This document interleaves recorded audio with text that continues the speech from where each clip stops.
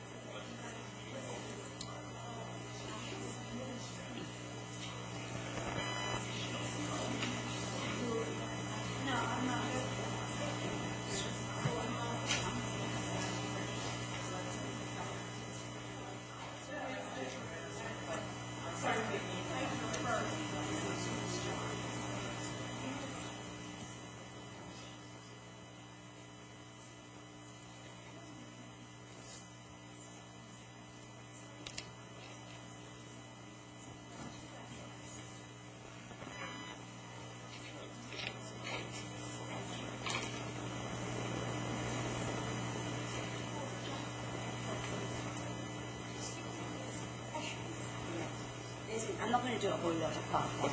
Just a few. Okay. And you have a light here. This thing everybody thinks is a mic, but it's actually a light. Oh, thank you. That is indeed very useful.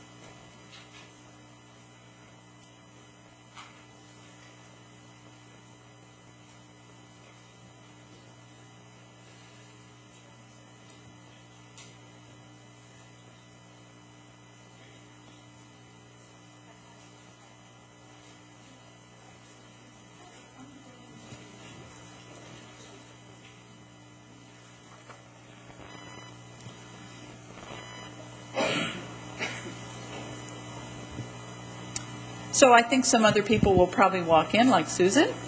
But I'm going to go ahead and get us started. And I want to recognize the fact that this is the last in a series of 8 really wonderful, in my opinion, lectures that we've had this year as part of a lecture series that actually many of you have been at one or more of, on social and economic justice. And I want to thank once again Nancy Tawana from the Rock Ethics Institute for her great vision and great assistance in making sure that this event could happen, and to thank Kathy Rumbaugh and Barb Edwards from the Rock Ethics Institute for all the work they've done as well, and to thank the people from Media Services who have allowed many of you out in cyberspace to participate as well.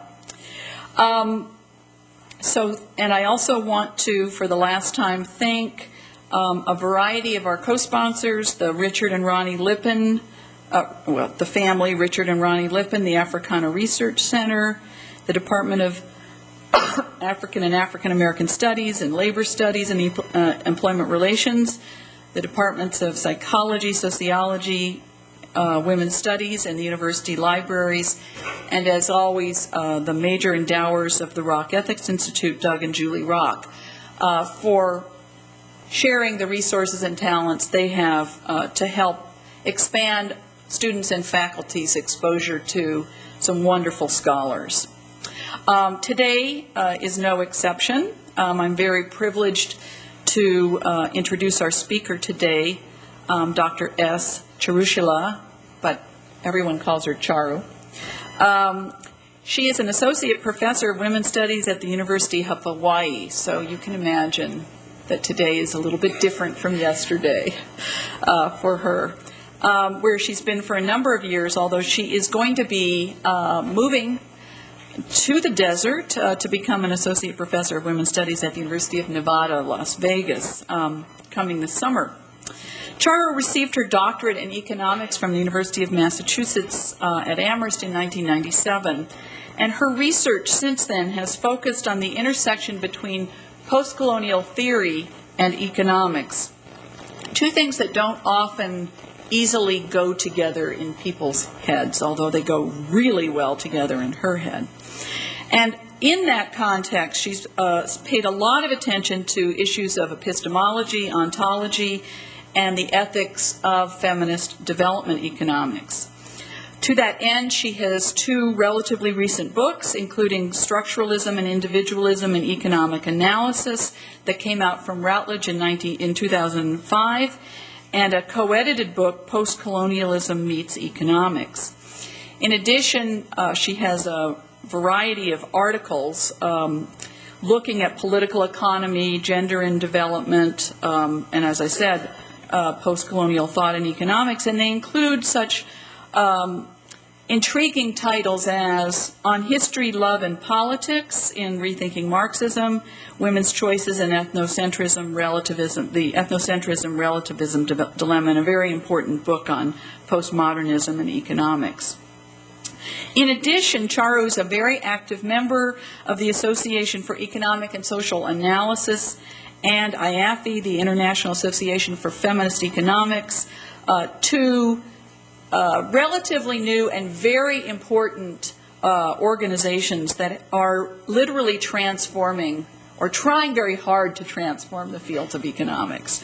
And she served on the editorial boards of Rethinking Marxism and Feminist Economics, the journals of those organizations. Aside from her very sophisticated and important scholarly work, she also has done pro bono work for an independent NGO that monitors labor practices in the apparel and accessories industries, an issue that has generated a great deal of controversy on our campus as well as many others. So I ask you to warmly, so that we can get rid of the cold that's out there, warmly welcome to Penn State, Charu.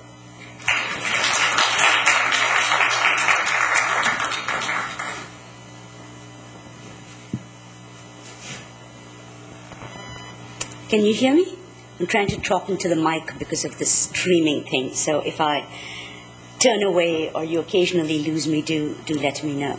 So first, thank you to Sandy for this very, very warm welcome, and thank you to everyone at Penn State and the Rock Ethics Institute for inviting me here. And I'd like to start by noting or recognizing that I am coming towards the tail end of a very rich and intense discussion. And so part of what I'm hoping today, and for those who can stay on for the seminar this evening, to also hear from you all in ways that continue the conversations that you all have had prior to my arrival here and as ways to engage in it. In particular, for those of you who've been attending this series all the way through, there are some continuities, but there are also some very interesting differences, I think, between what I'm going to discuss today and what you all heard, I think, at the last session, where another very important and prominent member of IAFI, I put that out there, Nancy Folbray, was here for a visit. Nancy, indeed, is also a UMass Amherst product, same as me, and is indeed a faculty member over there. She joined the faculty before I left, so I actually was a graduate student when she was in there. So if I can put out that what you're hearing today is part of a bigger conversation that has emerged about economics that's taking place within the field. And in particular, it's a conversation around, and this often surprises people outside economics, what is called heterodox economics. And economics is one of these interesting disciplines where schools of thought can actually be termed heterodox, which doesn't in some sense tell you a lot about what they think, but it does tell you that they're not the orthodoxy or the mainstream. And I think this is partly because there is a very strong hold, as a lot of people know, of a particular way of doing economics. It's often called mainstream or neoclassical economics on the discipline. And I'm hoping, and I'm sure that the speakers you've had before have, among other things, taken up the question of how to think of, challenge, or reframe mainstream economics. With that said, however, I then want to point out or raise the question, which a lot of us are raising recently, which is that while it is indeed the case that many of us share critiques of the mainstream, we do not all agree on what the nature of our approach should be or what the type of alternative it is that we should then be providing if we want to modify, change, or do something different than what's done in mainstream economics. So in some sense, I wanted to begin by noting the commonalities and differences between this talk and the talks you've heard earlier, partly because I think it's important to situate this within the context of a conversation that's emerging among scholars who are trying to figure out what the best ways are to reshape the field. So that's a sort of general background. And the title of my talk is From Invisibility to Regulation, Southern Workers Westernized. A lot of what, in fact, most of what I'm going to talk about today is going to concentrate on women workers in the global south or the third world, and I'm going to talk a bit about why I'm using these terms as we go on. But I do want to point out that the theoretical points I'm making or the analytical issues I'm raising are A, not necessarily or even limited to women workers in the global south, A, and B, they are not necessarily critiques that are applicable only to the context of the global south, that they are critiques about the analysis we use on a much broader terrain than just in the context of the third world. Right? So, with that set up, I want to start then by raising a question. And this is a very old question within feminism. It's not a new question. And it's a question that most of you have at some point thought about personally or socially or politically. And it's a very simple question. Does work emancipate women? Pretty much, if you're going to think about the relationship between economic issues and women's position, feminism, women's rights, justice, and so on, that is one of the first things that is going to come up. Does work emancipate women? And there is an old tradition, and one that continues to this day, that thinks about this and says, yes, women can often get trapped in the household. Women's lack of employment opportunities is a serious problem because it means, A, inequality. And when we think of inequality, among other things, we mean that women don't get paid as much as men, women don't get the same jobs as men, women don't get promoted at the same rates as men. In other words, we're looking to the world of work, to the world of wages, of promotions, of jobs, as a space where we think women should be there and we think they should be there in equal numbers, at equal rates, with equal remuneration, and we think that that is something good. Right? So in itself, this idea behind equality here is partly that work in itself, participation in the world of work is good. Right? B, participation in the world of work is extremely important for women's independence or autonomy. And this is the idea that if you do not have a job, then you are stuck at home. And so this is part of the idea that you become dependent on men, you get stuck at home, you're not the kind of, you become the kind of woman who is a homemaker, a housewife. And in our minds, those are words that don't signify modern. They signify a little bit old-fashioned. Yeah? So a more modern, a more liberated woman is someone who's liberated, who's going to get a job, who's going to hold her own, who's going to be a role model, a mentor, and earn work, and so on. So there is an old tradition that says work liberates women.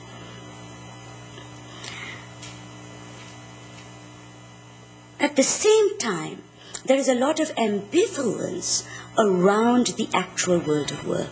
And so this tradition, when raised in the context of globalization or the third world, confronts another tradition. And this is also an old tradition. It's a tradition that goes back to discussions about exploitation, about inequality in the labor market, about the ways in which imperialism, colonialism, capitalism, whatever you want to call it, exploits workers. The tradition that goes back to Marx, at least, probably earlier. Marx, however, is the person who's associated with giving it a particular face.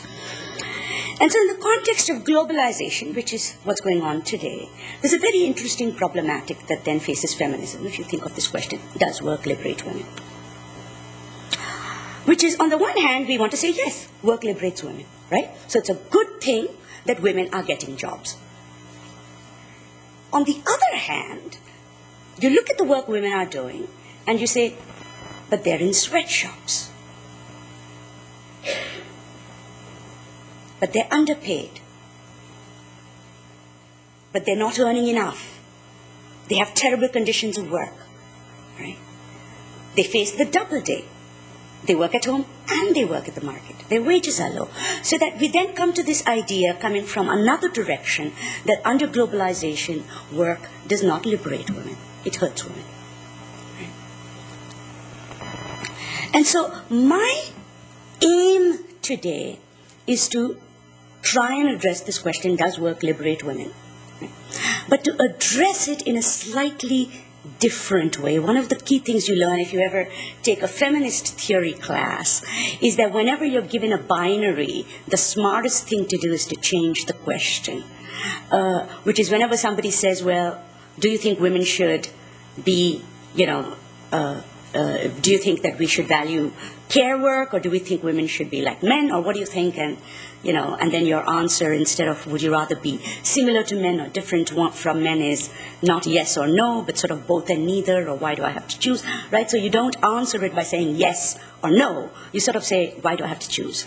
And so part of what I want to do is to draw on that feminist theory insight as a way to look at what exactly is going on around this question of work, right? And to do that, I'm going to basically spend the rest of this hour, so I've got just enough time. I've got about a little more than 40 minutes, convincing you that the underlying premises of this question, does work liberate women or does work oppress women, are actually the same.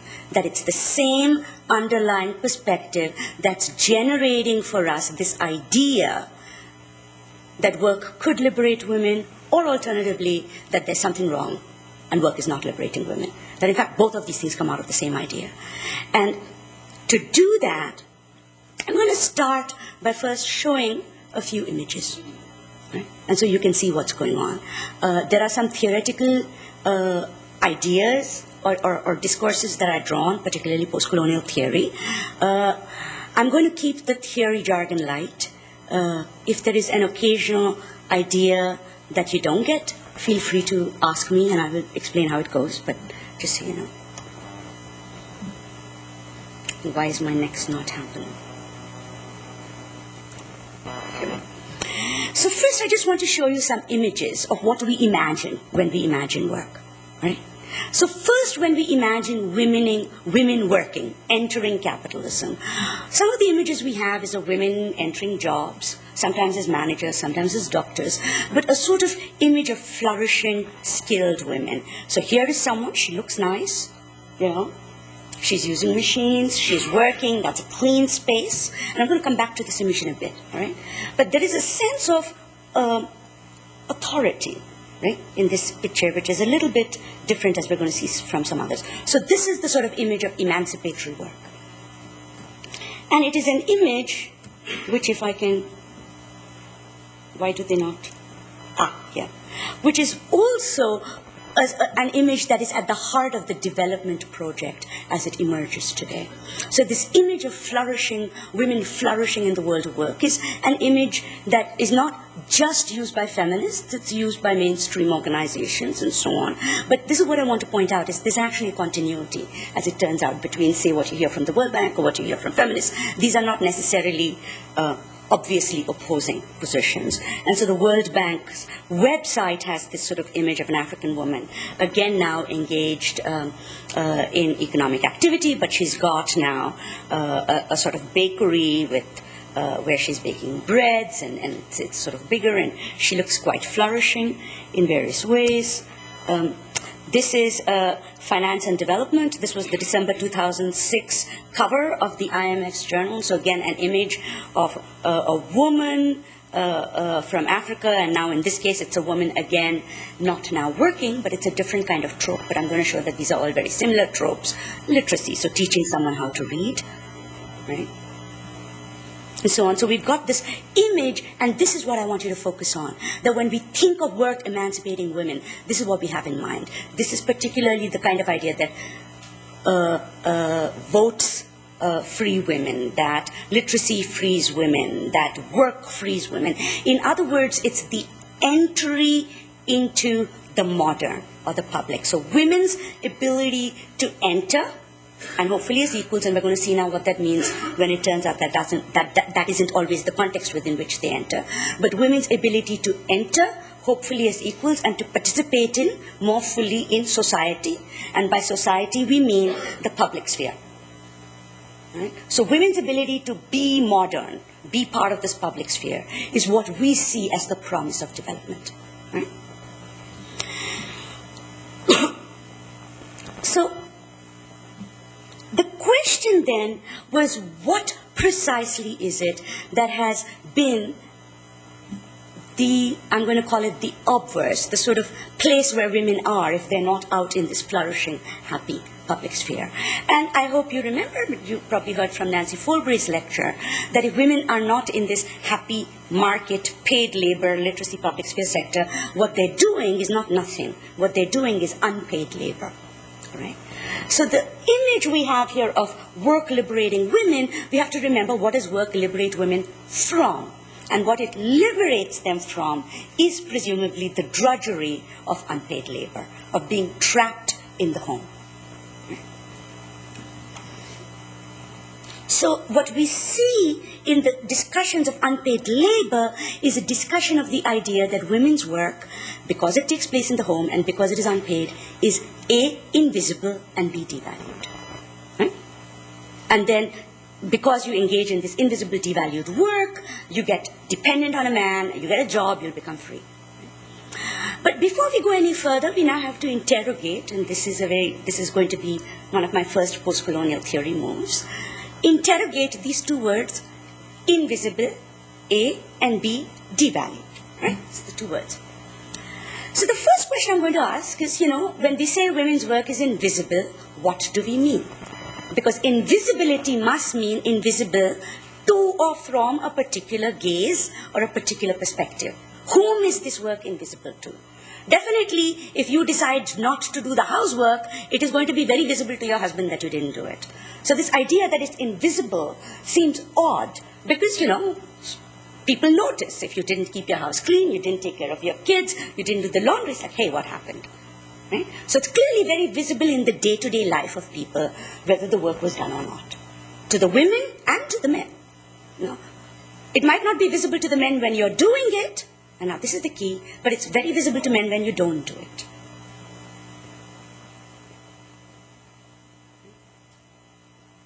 So who then is this work invisible to? And I'd like to suggest that the work becomes visible to the members of the household when it's not done.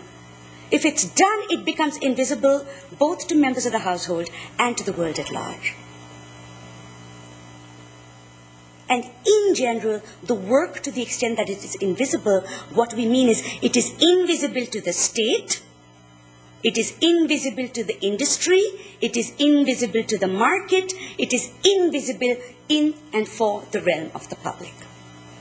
Among other people that it is invisible to, it is invisible to economists.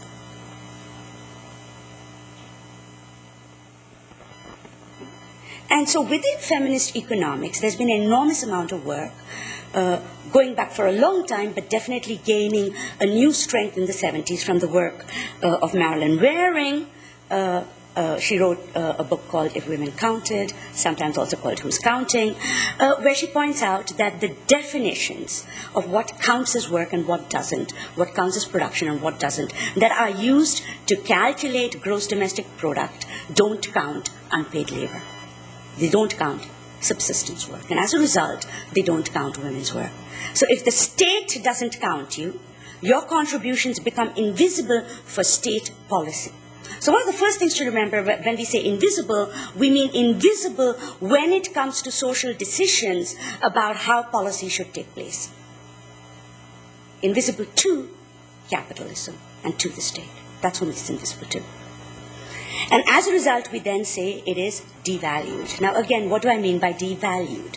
Clearly, people place a lot of moral value on household work. So people talk about this work in terms of, I value this because I think it's important to raise my children, reflects family values. So definitely that word value is in there. So when I use the word value then, when I say devalued, what I mean precisely is that it is not valued as, very specifically, as a contribution to production that deserves adequate redistribution or remuneration. That's what I mean by valued. That what it lacks as value is precisely because it is invisible as a contribution to something called the economy, it therefore is not valued as something that deserves a reward or support from this arena called the economy. And Nancy Folbray, I think, has talked quite extensively about this. But a further problem emerges when we think of what these words invisible, value, and so on mean as we consider unpaid labor. And this has to do with two elements that are now, this is going to be a second post-structural moment.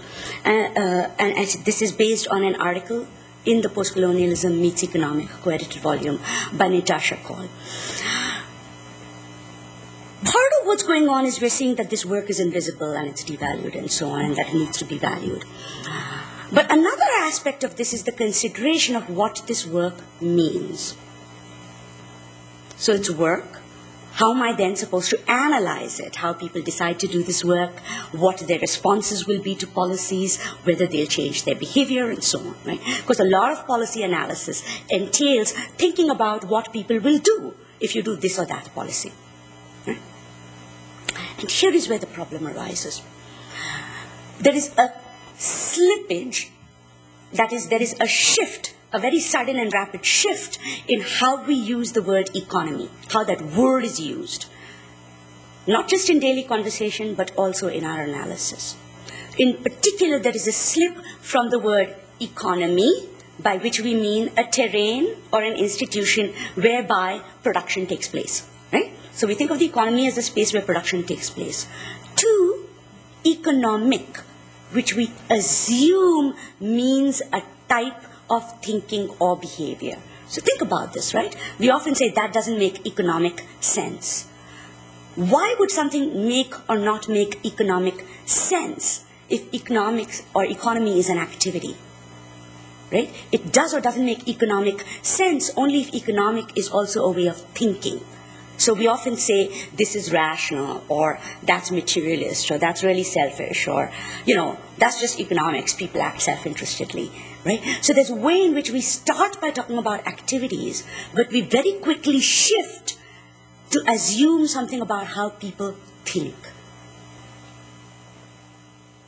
And that's why work is supposed to free us. This is what you want to remember. Work was supposed to free us not just because I'll have some money if I work, but having money was supposed to change something about the way I interacted with the world, the way I thought. I wouldn't be a traditional. Think of the extent to which we think of the household as traditional. I wouldn't be a traditional type of person. I would be a modern type of woman. Right? So in other words, there's a whole series of presumptions about the type of person you're going to become if you start working, and the kind of thinking you're going to engage in if you start working or get it. And this is true for work, this is true for education, this is true for a whole host of things we think of as about modernity. Right? And so the difficulty we face is that the discussion of housework is trapped not only in a register of invisibility and devaluation that I talked about earlier. This register of invisibility and devaluation reflects a classic Orientalist tradition-modern split. So that entry into paid labor was supposed to be my escape from tradition and entry into modernity. It's fine. No longer traditional backward. I'm modern, I'm developed, I'm a forward-thinking woman.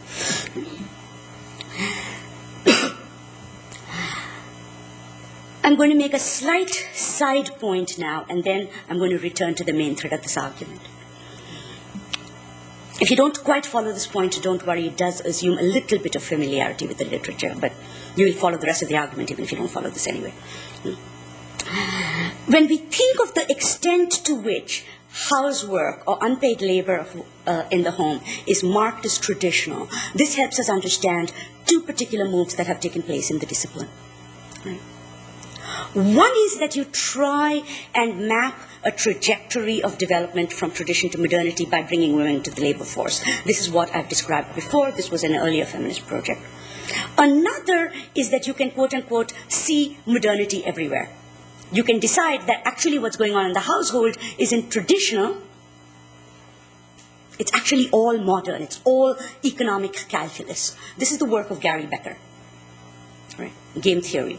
Right? So the way in which you deal with this is you say, oh, everybody's actually rational.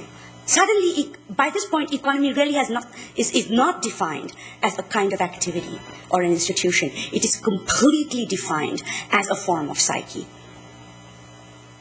Right. And Becker, in fact, is very, very clear about this if you read his work. When he talks about what is economics, economics is the application of two ideas, the idea of rationality and the concept of scarcity. It's very, that's all it is. So economics is everywhere, at least as understood here. But even if you decide to address this question of thinking about housework and what people do when they do housework, not as tradition but as modernity because it's actually rational, you haven't really bridged the divide. And to see this, I'm going to ask a slightly different question from the one that Gayatri Spivak asked when she asked, can the subaltern speak? I'm going to ask the question, when it comes to housework or traditional labor, can the subaltern love? When women engage in housework, especially in the third world, we have enormous difficulty in thinking about it in a complicated way. Why are women doing housework and unpaid labor? It's their tradition.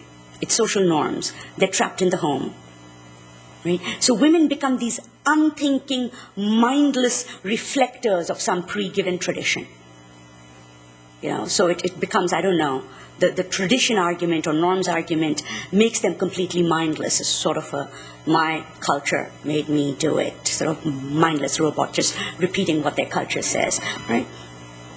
Or alternatively, the only way we can even imagine saying that it's not, quote unquote, their culture made me do it, is to say that they engaged in some sort of sharp rational calculus about whether children cost more or children worth more, or whether the husband earns more or the husband earns less, and then they sound practically cunning, you know?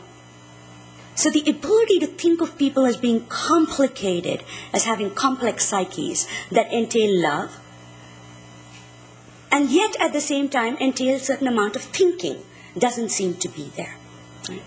And if you think of your own practical lives and daily lives, in fact, the way you think about these things is fairly complex. You love people, but you also think about them, you're aware of their faults, you have long-term plans, you make mistakes. Sometimes the guy didn't turn out to be what you thought he was. You know, this is the same thing that happens, by the way, and I'm going to make this final point and then go back to my main discussion, when we talk about children. There's broad trends where we talk about fertility and we talk about population control, this, that, and the other. And as a sort of broad gestalt or analysis of trends, I think that's fine. But when it comes to policy, this has become a very difficult aspect for how we think of reproductive rights policy. Right? Because the way in which reproductive rights policy is talked about within economics is very often in terms of demographic transitions, population control, whether children are costs, how you make children benefits. Nobody has sex. It's a very bizarre thing, but the entire demographic debates in economics, nobody makes love or has sex. Babies sort of come. And family planning turns out to be so perfectly accessible that you can calculate rationally. I think that there was a sort of joke about this that Catapult made in The Nation a while ago, where if you look at the data, it turned out that they changed the incentives, and 3 months later there were more babies in response to the incentive. It sort of shows rational choice and rational expectations at its best. But to get back to this, that the idea Candace Bolton love shows you that something's missing within how we think of the household, and we stage this movement from tradition to modernity. We've got a lot of difficulty in thinking about the household and household labor. Now, I want to suggest that when we move to paid labor, we've got an extension of this debate. Right? So on the surface, the sort of tradition-modernity divide was household tradition, paid work, modern. You leave tradition, you become modern. Paid work makes you modern, it liberates you. Right? The critique of this was that no, women continue to be exploited when they are in the workplace. I want to look now at the two elements of this that point to why it is a continuation. Right? First, if you think about the feminist critique of paid labor, as a mode of emancipation, the argument is not that women don't need paid labor. And I think this is right, that women do need paid labor. So just to clarify, I think we do need paid labor. Right? But I want to think about what imagination is structuring what paid labor means here. Right? The argument, however, is that when women entered the labor force, what happened is that they were used as a reserve army by capitalism in order to continue exploitation, so that the jobs that women get don't pay very well, and this is because they are often extensions of female labor. So this is the general literature on what has come to be called the gender division of labor. I'm going to give 2-3 examples of what's going on that I find odd here. So the argument is that because norms, listen now, norms, we heard this before, traditions and so on, carry out beyond the household into the public sphere, they don't disappear once you leave the household, there are norms in the public sphere, these traditions and norms, same words, traditions and norms, continue to shape labor market. So that women are in nursing, or women are secretaries, or, so women do female jobs because this is a continuation of culture and tradition.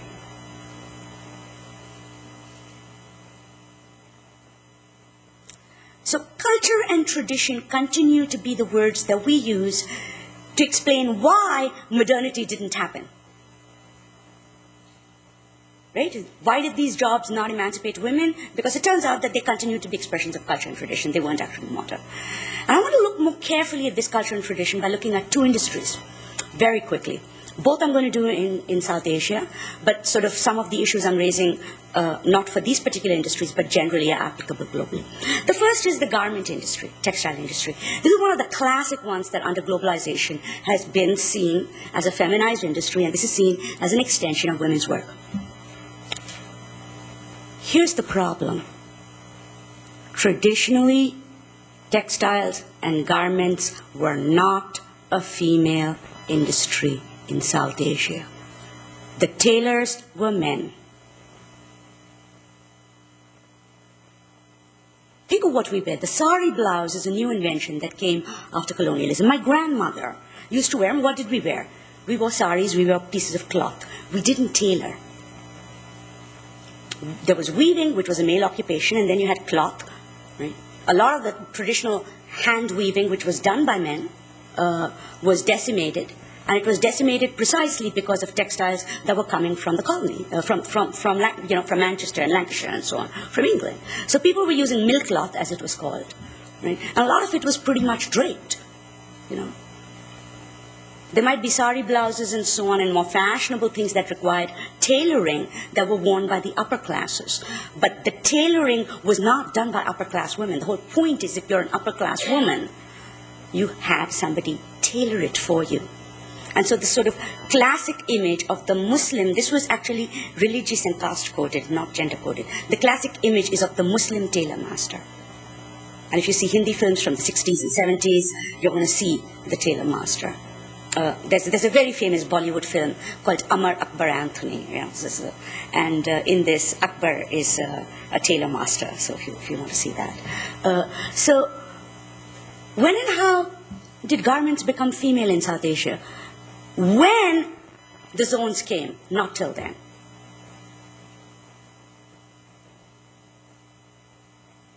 The other example is construction. Traditionally, skilled labor in construction used to be male. But the stuff of carrying the bricks up construction sites, that was female. Traditionally, women were the people who carried loads of bricks. And this is a classic image. If you see, Vivian Price has done this wonderful video called Headloads. And in that, she traces, among other things, images of the building of the Taj Mahal. And there you can see in these sort of paintings that show the building of the Taj Mahal, women carrying the baskets of bricks and so on. Right? This is true, incidentally, as Karen Graubert's research shows, about colonial Latin America, among other places. Weaving was not a traditional female anything industry. Weaving was a female industry created by the colonial powers in order to generate a sort of industry from which they could recover taxes and revenues. Because it turned out when they came that there wasn't as much gold as they thought there would be. There wasn't as much silver as they thought there would be. So they started generating these factories, and they started using female labor because they needed the men on the farms, among other things. Right? And so what you've seen here is the very bizarre use in economics of this idea of tradition, when what's actually going on is they are seeing what anthropologists call the invention of tradition. That tradition's actually being invented over here. So the gender division of labor is not necessarily an extension of any pre-given traditions. It is actually being made as we speak precisely by using the idea that some things are traditional and some things are not. And this idea is randomly made, right? So computers, there's no idea that there's a tradition of males in computers and females in anything. There's no tradition of anything in computers except what was established since computers were used in generalized production. Because there is no prehistory, there's no 19th century computers were done this way, and these are new industries. So same thing, even when you see extensions of things like tailoring, the actual mechanization has transformed the production process. And so the elements of the production process that are done by different groups change. And it shifts over time. So Bangladesh, for example, indeed, textiles and garment industry is becoming female. Right? In India, interestingly enough, because the bulk of what's going on is weaving rather than cutting, it remains male. there are bits of the production process that are feminized. So lace making, button sewing. But there's real problems, according to me, to sort of talk generally about a feminized industry when what you're saying is, a teeny 3% portion of the total value is being made by women. I don't really see that as a feminized industry. So whenever people talk about the feminization of labor in India, we all say we wish. We really wish that women were being employed in these numbers by these zones, but that's not happening. Even the so-called feminized sector of the cell phones, the call centers, right? By feminized, we don't mean it's majority female. We mean that it's proportionately more female than in other industries. It's still less than 50%. Right? So there's all kinds of questions there. So if you look at this, we're talking about paid labor as the failure of the modern, and we're attributing it to the extension of the traditional. But it turns out that it's not an extension of traditional in any sense of a pre-existing tradition. It's being invented whole cloth. The fact that this is being invented whole cloth is hidden within economics under the category norms. So in economics, what we always do is we say, da-da-da-da-da-da, and this is explained by social norms. And what has happened, in effect, is that the work that used to be done by the word tradition in our intellectual or theoretical apparatus is now done by the word culture or norms. Our actual analysis hasn't changed. It's just that we figure that it's not that great to use the word tradition, because that seems like we're imposing our values and we don't want to be doing that and so on. So we use the word norms instead. A similar kind of substitution, not in all but in much of economic analysis, has happened around the word gender. People use the word gender. If you look at what they're talking about from a feminist perspective, it's sex. It's not gender. It's a sexual division of labor. I know why they talk about a gender division of labor, because they're using the word norms, but they're not explaining how gendering of this work is taking place, or why suddenly an industry that was female is being called male and an industry that was male is being called female. In fact, they're doing nothing with the categories at all. They're just looking at sex ratios in industries. It's sex. It's not gender. Even inequality, wage inequality, is sexual inequality of wages. It is not gender inequality. Right? And so we need to be very clear that there's words like norms and words like gender are not being used in the analytic sense of the word. They're just being used to replace old words. But the apparatus that we use to understand things hasn't changed. And the result of this is that we have problems with paid work, and we decide that it is because of all these traditions and norms of the reserve army that makes people abuse these women, that makes people underpay them, or, that makes them need this work and so on. And now here is the very interesting question. What do we do? And what we do is we seek to regulate. Right? So we have a globalization or anti-globalization effort that seeks to resolve this problem by regulating, by labor rights. And there's an underlying problem here, which is that regulation effectively is a project of using the state to do what? To convert this area which turned out to not be modern, to actually look like that modern thing we wanted it to be. So here's the underlying continuity between the two sides of the globalization debates. Those who say that work emancipates women, right? And therefore globalization is good, and they've got that development tradition to modern idea, and those who said that no, work doesn't emancipate women. Those who say the work doesn't emancipate women say work didn't emancipate women because the modernity we thought or hoped for, we thought would happen or hoped for, didn't take place. And so what we want now is to supplement labor with additional regulations in order to make it more modern so that it actually does emancipate. Now I've got a few minutes, and I'm just going to show you what's at stake here, and then we go on. There's some images that come on. So we usually tend to see either pictures of flourishing women, or we see pictures of exploited women.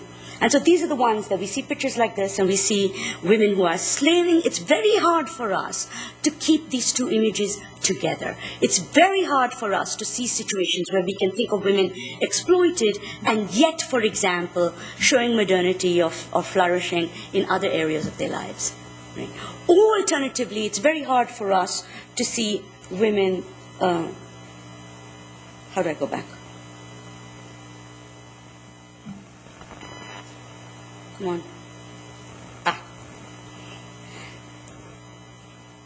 Like this, and yet understand that there's strong elements of tradition that lie behind, for example, why a woman might be in these modern factories. Right? So, we've got exploited women, and of course children. And what these pictures of traditional and modern women, of free women and unfree women and all are is sort of images or understandings of a presumed dichotomy between the traditional and the modern, right? Which is captured in other types of discourses about globalization. It's not peculiar to economics. So in cultural discussions of globalization and culture, some of the most common images are things like this, cow and traffic. And this is supposed to be enormously revealing because you see something that's traditional and something that's modern. And these images as tropes for globalization are so common, by the way. In order to find them, all I had to do was Google cow and traffic, and all these images popped up. So we're actually reading the land of labor through these kinds of images. Sadhu with cell phone. If you saw a picture of a pope, if you saw a picture of the pope carrying a cell phone, it wouldn't make you anxious. Why precisely does a picture of someone who's non-Christian, religious fellow, carrying a cell phone make you anxious? I don't know.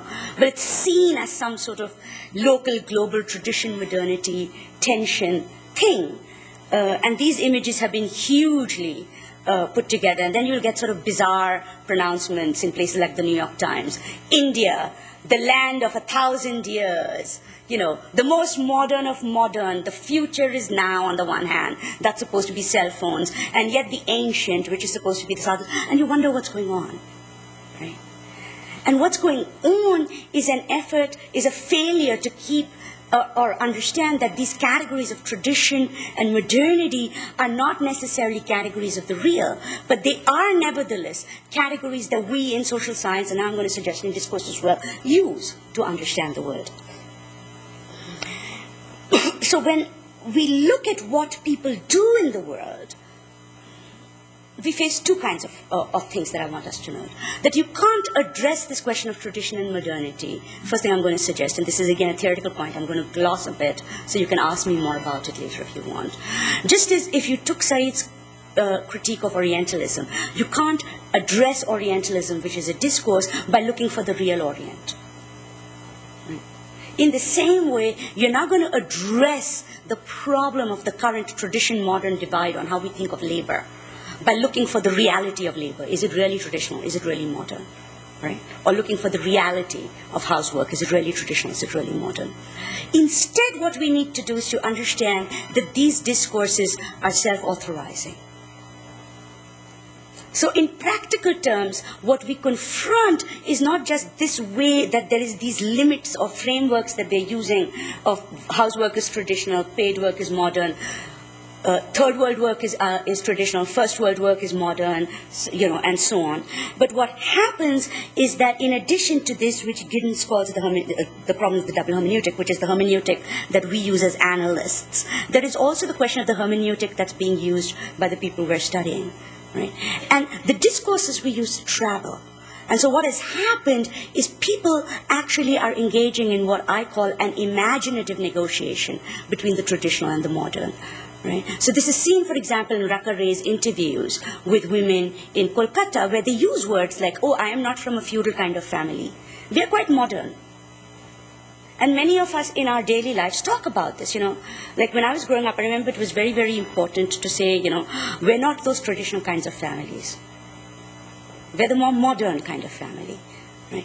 And so we started using these words, traditional and modern, probably not quite in the ways that social scientists use them or understood them, but we actually started using these very imaginatively as a way to negotiate between the types of alternatives that were available for us. And in the invention of tradition, very similarly, our parents and family members and community members used words like tradition and modern. So, for example, once you stop thinking of this or that as traditional, suddenly you get people saying, you've got to be a more traditional girl. But that's not really Indian tradition. She's so Western, you know. So that there's ways in which these lexicons or registers matter, not just because they're true or not true, but because they suddenly become the way in which we argue in the world. And this argument forms an imaginative negotiation between tradition, what is not tradition as something real, or modernity as a real place, between tradition as an idea and modernity as an idea.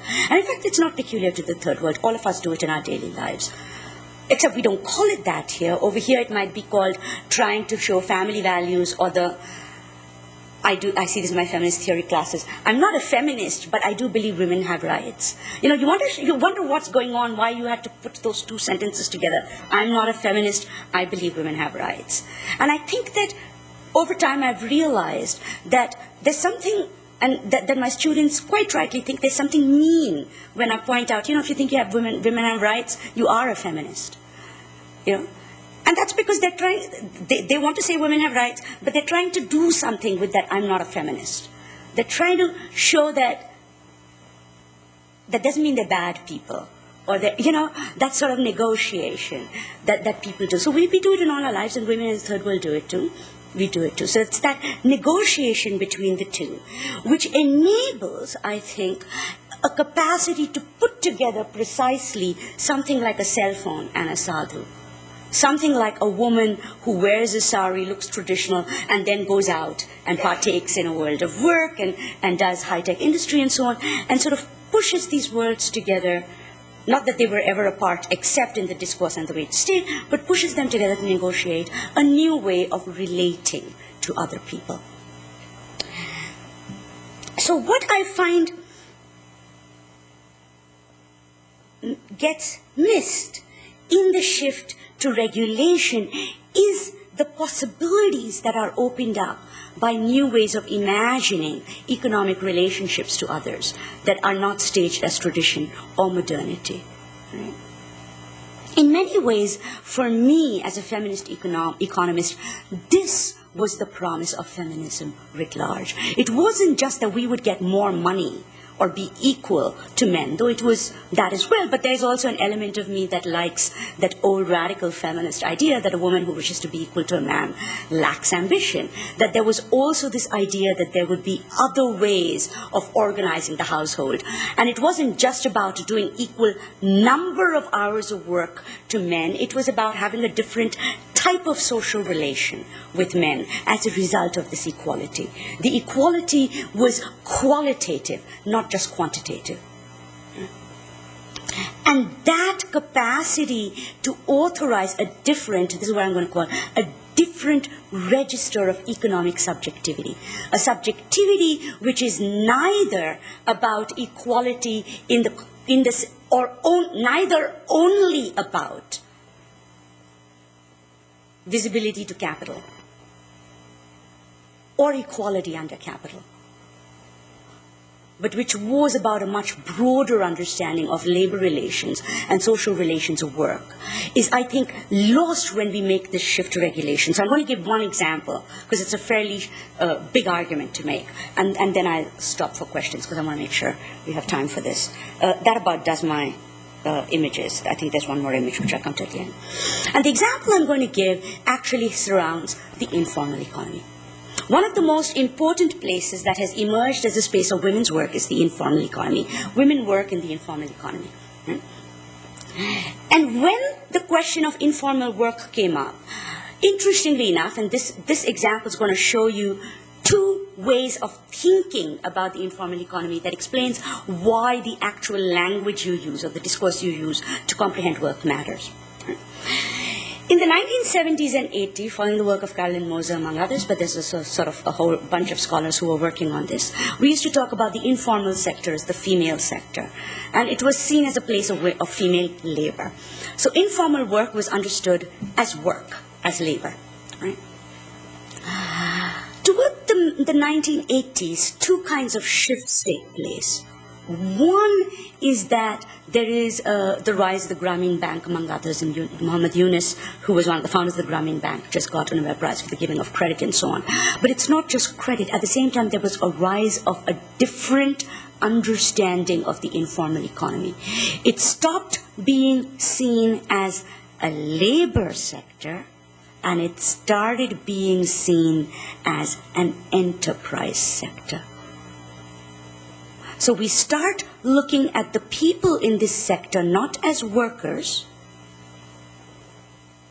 but as business owners. And what that shift did is to mark a shift where an earlier kind of politics, which was associated with groups like SEVA, the Self-Employed Women's Association, which is often mistakenly understood to be a simple microcredit granting institution, but which actually came out of the labor movement in India, which saw what they were doing with credit and housing and so on as part of a much broader effort for labor rights, which is the regulation end of it that I'm going to talk about, disappeared. And in its place, a discussion or description of this work as engaged by enterprises, women who were enterprise owners, who needed credit and needed better business practices, started to replace. So what happened is a dramatic policy shift, where the shift was from an earlier focus on labor rights and labor regulation to a sort of perspective on credit provision, business planning, understanding marketing models, and things like that. Right? So it's a dramatic shift. And if you want to think about the trajectories this has taken, the Grameen trajectory, which unfolded in Bangladesh, was a micro-enterprise trajectory. Right? The trajectory that unfolded in India was both much richer and, now I'm going to argue, also in its own way flawed. Right? In India, the women's groups continued the perspective that this was actually labor. They didn't use the perspective that it was enterprise. Right. So they saw the credit as necessary in order to reduce dependence on intermediaries, on sort of money lenders, on input providers and traders, because they saw these input providers and traders as actually the equivalent of employers who exploit women. Right. So the language of exploitation is completely absent in the Grameen model. It's all over the SEVA model. And so SEVA provides credit and things like that. But at the heart of SEVA's efforts has been the effort to be designated a union and to have labor law applied to this sector. So in other words, it's the classic equivalent at the national level of the anti-globalization movement's labor rights perspective.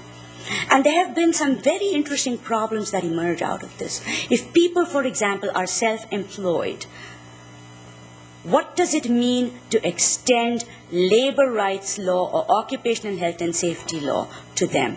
Who precisely, and this was the first question they confronted, who precisely is the employer you're bargaining with? If you're a union, who are you bargaining with? If you're self-employed. Second, if you've got a minimum wage law, who are you going to sue?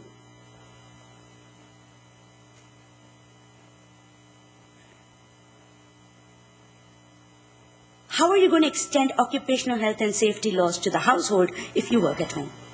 So these are some very interesting and highly problematic questions. And they apply not just to SEVA's workers, they apply to domestic work in the US. They apply to sex workers, by the way. Right? Are you supposed to see customers as employers or as customers? Right? If you see them as employers, how are you going to apply minimum wage law to each sex act transaction? You're going to unionize. I mean, these might seem bizarre, but these are actually very important labor rights questions. So what happened is there was an effort to shift the regulatory frame to say that what we need to do is to adapt these ideas to a different kind of economic situation of self-employment. And so there's now a new regulatory effort. It's called the Unorganized Sector Reform Bill. There's actually two pieces to it, which is working its way through the Indian legislative, through the parliament and so on. And it will probably pass. And there is two pieces to it that turn out to be very interesting. One is the effort to say that, look, if you're self-employed, then someone's got to give you benefits. So we need social insurance. And since you don't have an employer to do this, the state should do this. Right? So note that this is very interesting because the labor rights argument gives you a different track to what came to be the basis of things like Social Security provisioned by the state in the United States. Right? The difficulty there, and I'm just putting this out, is that since social provisioning of this kind is seen as insurance for employment, the question of social provisioning for people who don't work in the labor force or for women in terms of the fact that they continue to do unpaid labor is missing. So I think this is a very important, just so we want labor rights, but because so much of the labor concept is tied to the category of paid work, there's a whole host of things that are not going to apply to unpaid labor. Which is not to say we don't support it, but I'm going to just point out that there's this gap, and we've got to think of what that means. Second, there's been efforts, for example, to address the question of the workplace, right? That the workplace is the street, for example. And the way they sought to address it finally is to come up with the idea of an identity card. And I think the identity card is actually, again, a very interesting and good idea. Because what happens if you're a street vendor, the police comes and says, hi, get lost. You know, you carry your van, you're worried that somebody's going to take you away, you lose half your goods, you run to the next street, you've lost a lot of your wares. So next time the policeman comes, you've got an identity card and he says, go from the pavement, you can say, I have an identity card. What do you mean? I don't have to go, right? So oddly enough, the identity card is just a piece of paper. But there is some authority that you have when you show a piece of paper to the state that says, yes, I have the right to do this. And this sort of changes the dynamics of the daily interaction with the police, and it will indeed be good for the hawkers to do this. But here's the secondary problem. To the extent that you start doing this kind of regulation, the informal sector will no longer be capable of being used as a residual sector of employment by people moving to the city, because they won't have ID cards. And I can just see the apparatus, the regulatory apparatus that's going to surround this. You'll need kin networks for this and so on. Again, this doesn't mean that you don't use ID cards. What this means is you've got to sort of think about, and here's the thing, the limits of regulation. The focus on labor rights generates a model of state-organized labor rights. And what this fails to seriously consider is the actual experience of the state not as it exists in economics as an abstract policy-making machine that guarantees rights, but the state as it exists in the real world when it engages in regulation. That imagination so colonizes the economist's understanding of doing something in the gender and globalization debates that we are currently unable to imagine alternatives of how to deal with inadequate forms or conditions of work which don't immediately turn to regulation and policy. In other words, there's been a collapse in economics between the concept of politics and the idea of policy. Politics entails in all kinds of things that extend beyond supplicating the state for a policy. It entails social organizing. It entails creating new discourses for people to talk about the work they do. It entails new ways of thinking collaboratively and collectively for resource redistribution, right? The state being just one of them. So I want to end then by suggesting that if we think of the trajectory I've taken you in the gender and globalization debates, which is, do we think that work frees women or work doesn't free women? I'd like to suggest that the underlying problem is not that work does or doesn't free women. The question is that any activity, whether work, paid or unpaid, in and of itself doesn't free people. The question really is the conditions under which this activity takes place. Right? So the effort that economists have had to ask, does work free people or does work not free people, has effectively bypassed the question of what are the conditions under which this activity takes place, and to bring back an old Marxist idea, what are the social relations under which this kind of activity takes place. If we focus there, what we start to see is that there are elements of these kinds of activities that might be amenable to regulation. And there are elements of these kinds of activities that perhaps we do not want to regulate, that perhaps we want to leave open as a space for potential political imagination. This latter aspect of politics is not opening up within the field of feminist economics, among other things, because feminist economics continues to use fairly modernist frameworks, even the non-heterodox variety of economics uses fairly modernist frameworks for thinking about paid work and its relationship to women's lives. And because we have tended to confuse, in particular, the gaze of the state with the gaze of the activist. So we've tended to think that doing something in economics means ending up. So the classic figure of a policy, of a paper that does something in economics, is a paper that ends with a set of policy recommendations. Right? And so what that means is we have confused effectively politics and policy. So I'd like to end there.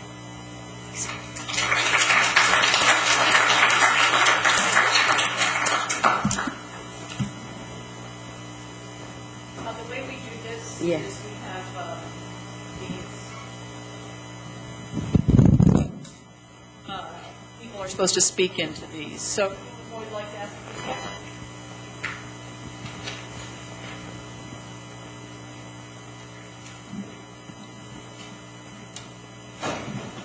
Well, I'll start by asking, you ended on a very intriguing note, which is, ask a different question, come up with different answers. Yeah. And I'd like to see if you could help concretize for people that, like myself, that may be having trouble concretizing this. What are some of the non-state alternatives? And you started talking about them, but I'd like you to elaborate a little bit. The non-regulatory solutions that wouldn't necessarily fall into the modernist matrix that you were talking about. There's actually two elements to this.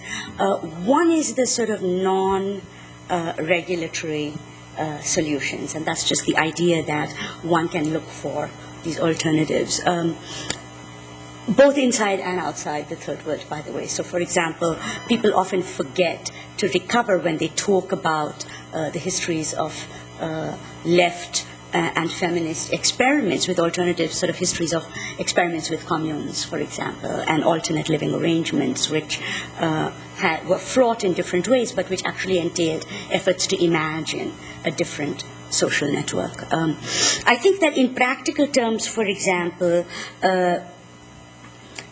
efforts to imagine different ways of doing it entail different imaginations of what to do with kinship networks, for example. So it's very clear that women-to-women kinship networks, or even caste-based kinship networks, have been extremely important for mobilizing childcare, right?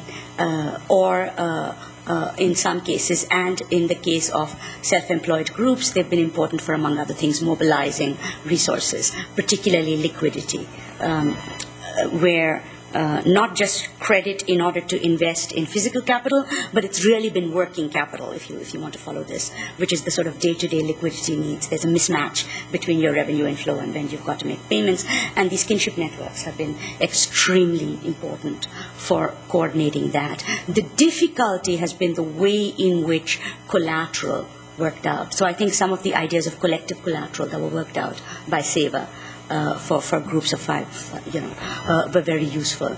And they do that, but they've been very careful with that. And the reason they've been very careful with that is because collective collateral can enable women's borrowing, but it can also solidify problematic types of collectivities. So, for example, a caste-based group where your mother-in-law is effectively the person who decides on the collateral is not always liberatory for women. So they've been fairly careful about that. They don't always assume that a collective group is good or not, and so so that's one example of an alternative model. It's not something that the state came up with. There's no rule that says collateral should be individual or collective. It's just completely something that was adapted without the regulatory framework. Right? The second aspect to this has to do with how we think of regulation itself. All right? So just the collective collateral was one example. Efforts to find collective marketing boards was another example in some areas. That's why I said it wasn't particularly just about women. It was also about other kinds of areas. I haven't been following this, but I have colleagues who've been following some of the stuff like the efforts to create alternate economic currencies that are acceptable in lieu of or in addition to U.S. dollars in certain regions in the U.S.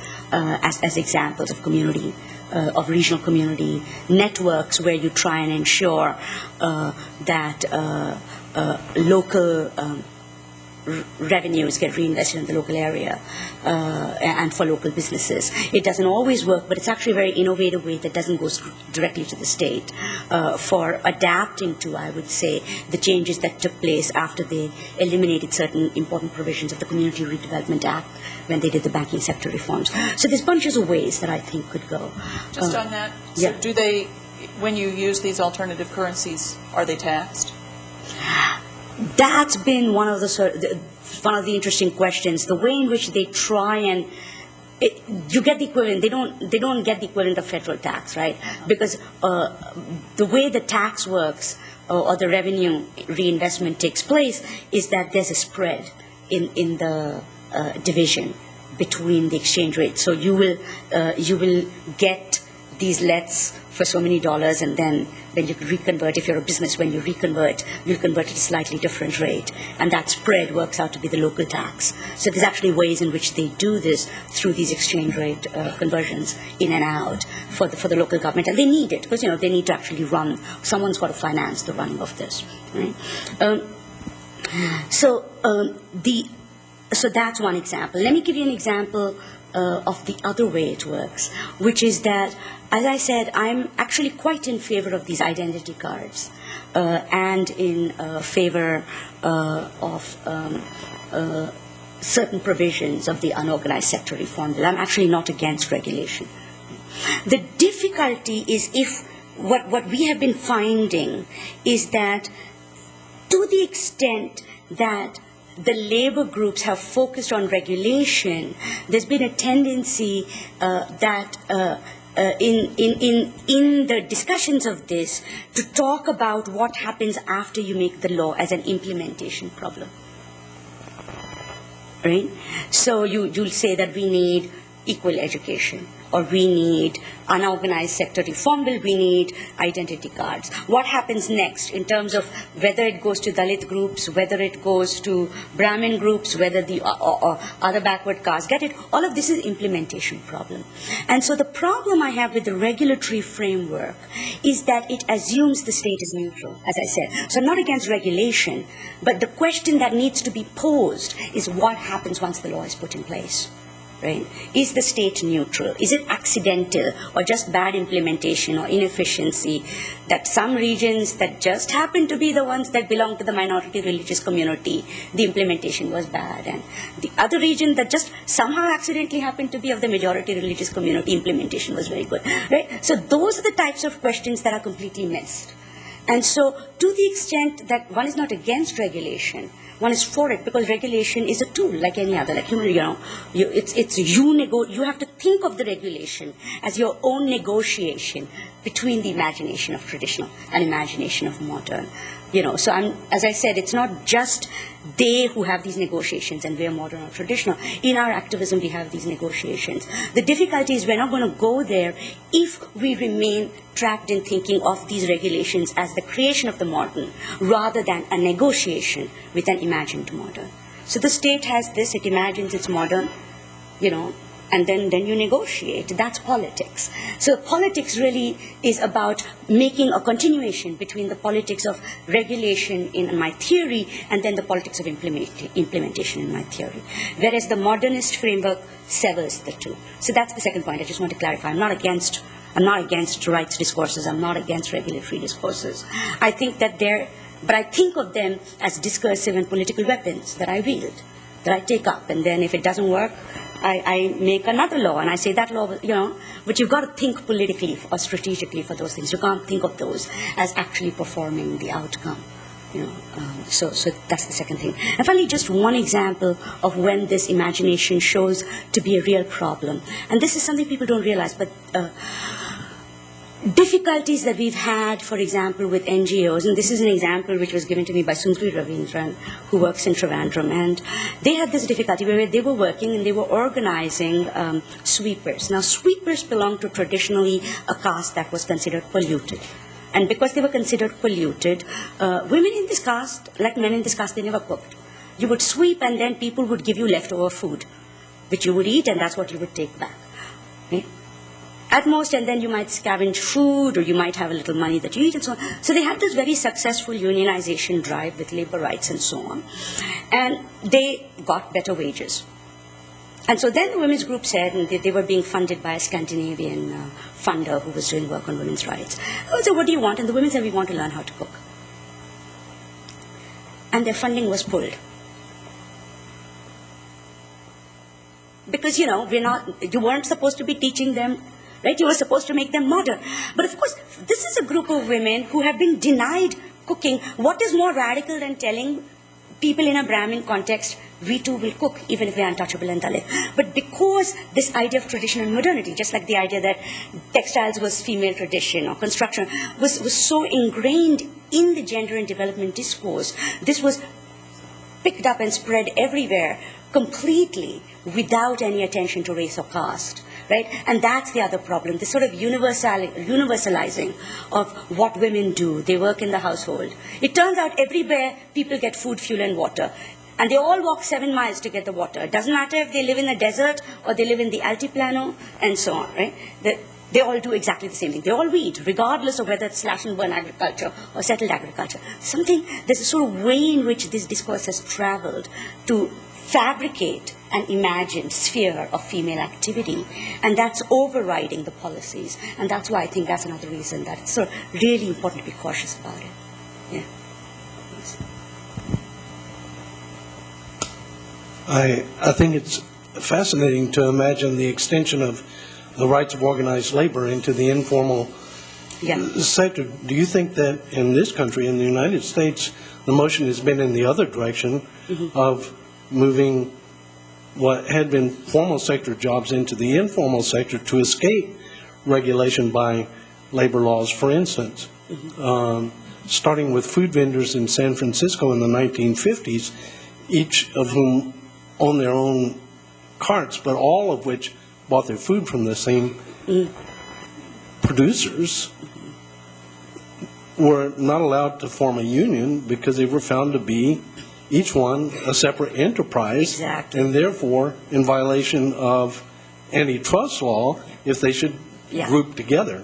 The same thing happened with fishermen, and then the movement has been, for instance, to contract everything out to more and more informal providers, for instance, building services, so that it becomes less and less plausible for them to be organized into unions. So do you find that the movement in the opposite direction here?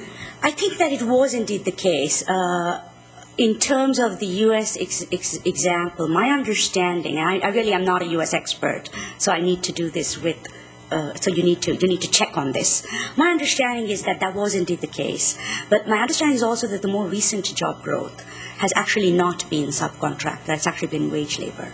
That is, in the more recent upturn, the new jobs that have been created. It might very well be because the extent of subcontractization has run its course, right? And so you're not seeing further subcontracting. You're actually just seeing creation of new jobs that are straight up jobs. So just in terms of that, but I do think that the argument that there has been informalization or casualization, at least over a long durée, if not necessarily in the recent cycle, is extremely and eminently plausible. And it was definitely something that emerged in the debates about downsizing of America. The difficulty with that is that very quickly that debate ended up getting wrapped up in the anti-immigration debate. And so the importance of unpacking those two is the first thing I would note in terms of thinking of what those two do.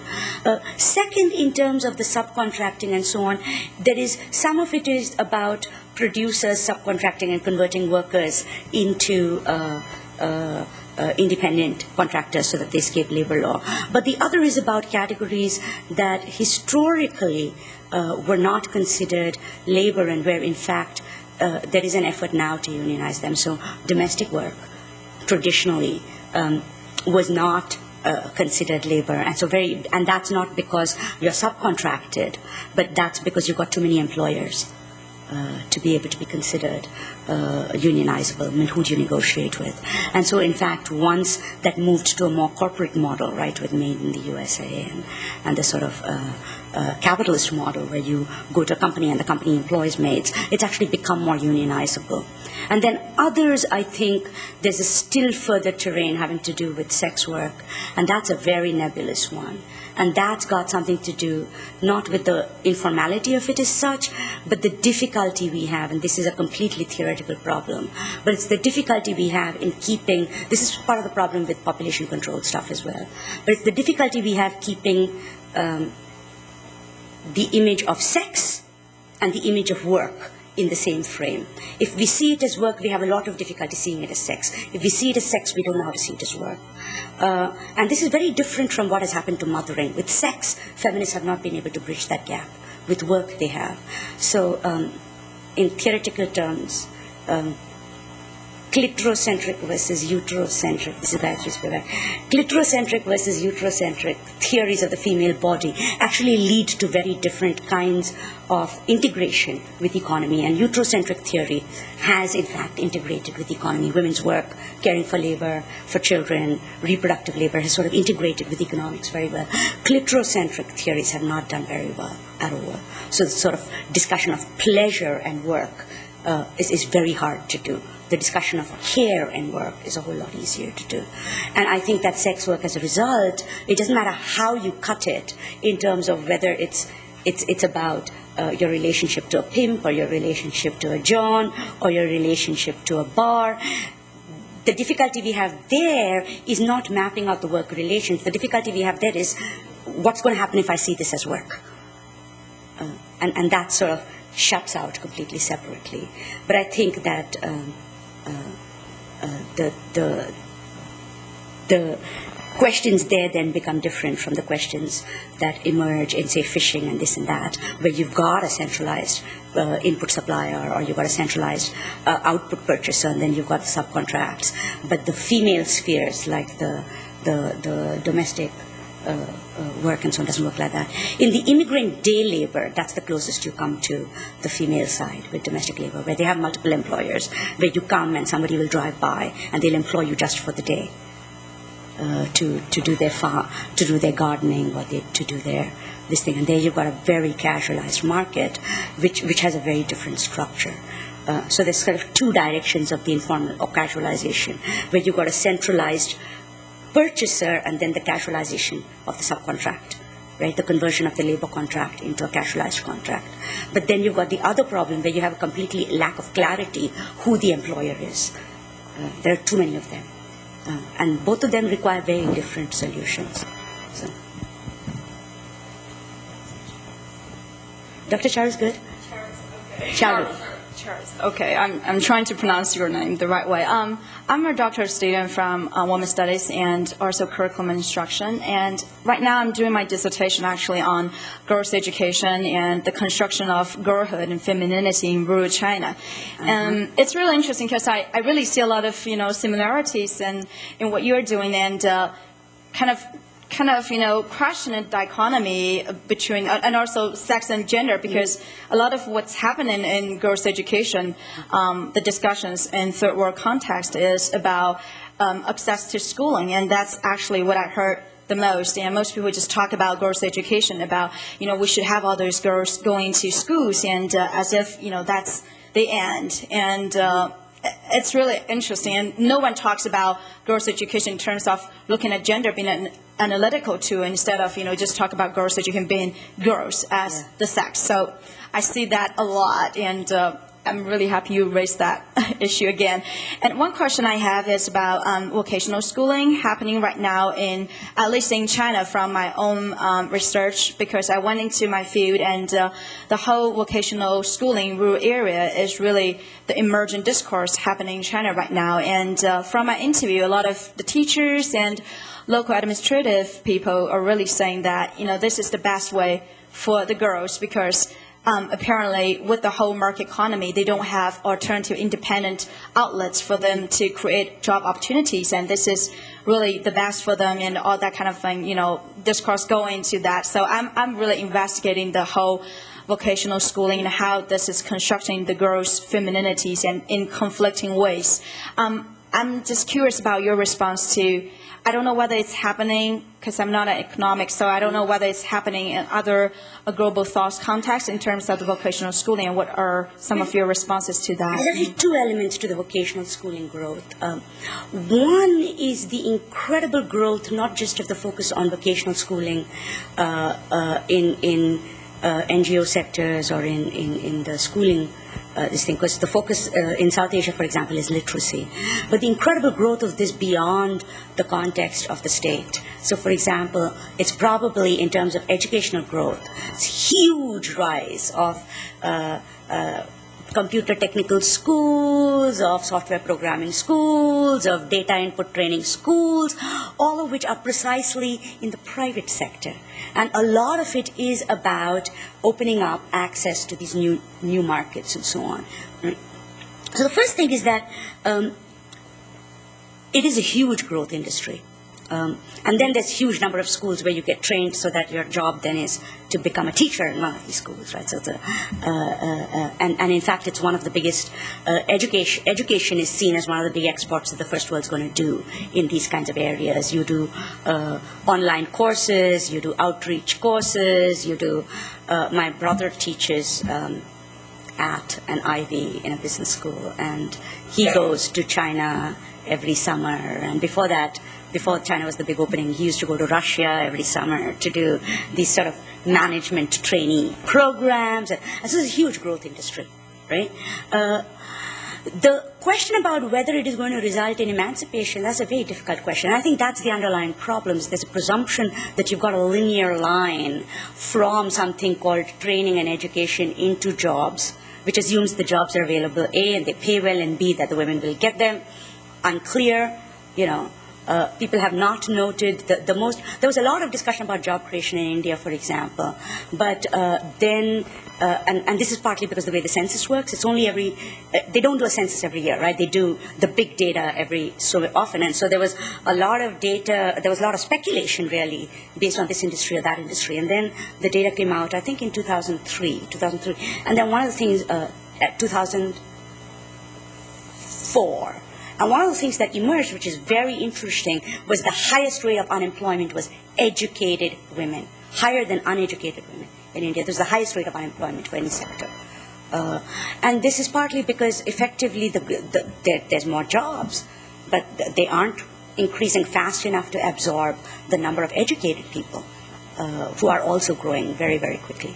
So that's the first thing. The second is that whether it leads to emancipation, again, there's a sort of underlying feminist question about political action, emancipation, and entry into social politics. So there's class dimensions to it because it is in the private sector. There's caste dimensions to it, which are quite tremendous. And anybody who does stuff on education in India, you're always attuned to what is called, in this country it's called affirmative action, we call it reservation. What is called the politics of reservation.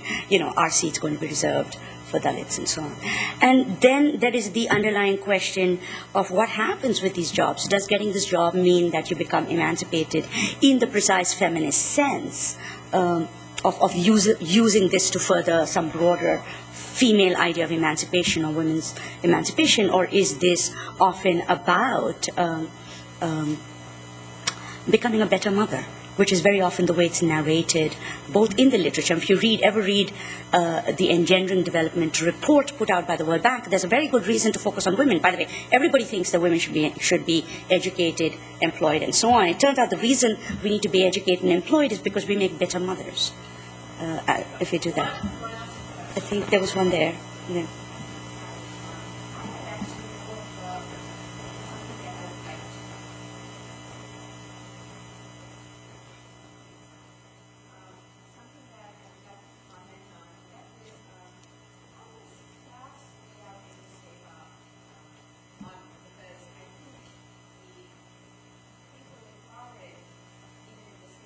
Mhm.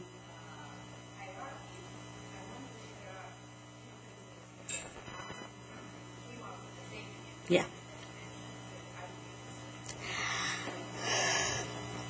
There are two elements of seva that I think have been troubling for a lot of us. And this is a sort of further extension of the regulation issue that I want to raise. First is that in terms of the focus, the extremely strong focus on the use of work as a form of modernity, as a form of self-respect. There's a very odd and interesting slippage that takes place between what I called in another paper, the project for transformation converts into the project to transform them. Right? So there's a very odd sort of slip. What starts as a project for social change turns into a project for ontological control. Because these, that you're working with them, they're not doing quite what you expected, you want it to succeed, and so on. And so that's the first part. The second and so I think that beyond the sort of economic issues, there's actually questions of the direction, the governance of the movement that are problematic, which you'll see in a minute why. Second, I think that the SEVA's always been shifting in various ways between organizing people who are employed, and that's how it started. Right? It started with trade union. It's not like these people were not having industries, and then SEVA gave jobs. That's the way micro-enterprise is presented. But 99% of this credit is going to people who are already in these jobs, and it moved from that to trying to constitute successful enterprises and sort of doing business outreach itself and so on. And once it moved to that phase, right, what it starts doing is it starts becoming an employer. And that's when people started noting SEVA is itself exploiting us. This was something, I don't know if you know, it's one of the languages in Marathi. I worked on one of the groups that was based in Bombay, and in Marathi, the woman was telling me, that the Marwari is the trailer. And so we were talking about how Mandali, the group was formed to tackle the Marwari, and then she says, she laughs, and then she says, Atta Mandali's Marwari. That is today the Mandali is the Marwari, is the trader. I have to pay my microcredit loan. So there's very interesting ways in which the presumption is just because you wanted to do this. And with SEVA, the ontological control question became really problematic, partly because SEVA then decided that what mattered was labor rights. They were going to do labor rights. That was the heart of it. They were a group that was addressing women's labor issues or economic issues. They didn't want to get derailed by cultural issues. And so they would work with whichever government was in power, including the Bharatiya Janata Party. And what exactly it means when there is a pogrom and Muslims are being slaughtered by the party in power, and your organization says nothing about what happened to its Muslim members, A, and B, when this takes place in the context where, as Rakesh Sharma has shown in his film Final Solution, that there is an actual economic ghettoization of Muslims taking place through these pogroms, which is they're targeting businesses, they're making it difficult for kids to go to school, they're shutting off supplier lines. It's a huge problem for SEVA to be operating in this way. And so I think that SEVA, there's lots of questions right now, but they remain, it remains the model for the unorganized sector reform bill. What can I say? Because it was the model that was used initially with this. But just to note, not all SEVA activists are like this. I mean, Renana Jhabwala, for example, is just really good at trying to put these issues on the table. It doesn't mean that the organization takes them up. So, yeah. Okay, so let us thank Yeah. you very much. And to end,